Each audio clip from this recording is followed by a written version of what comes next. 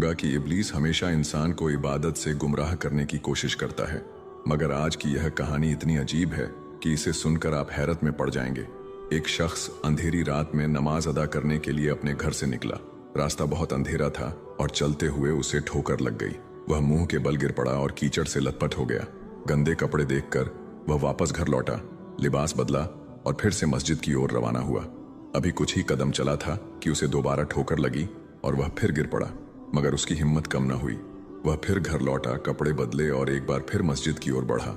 इस बार जब वह घर से बाहर निकला तो दरवाजे पर एक अजनबी खड़ा था, जिसके हाथ में एक चमकता हुआ चिराग था।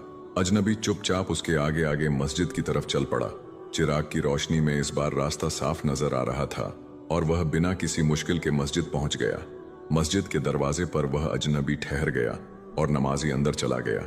नमाज अदा करने के बाद जब वह बाहर निकला तो देखा कि वह अजनबी अभी भी खड़ा था, मानो उसे घर छोड़ने आया हो।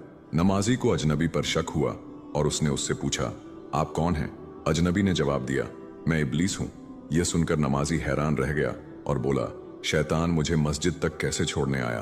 तेरा काम तो लोगों को गुमराह करना है।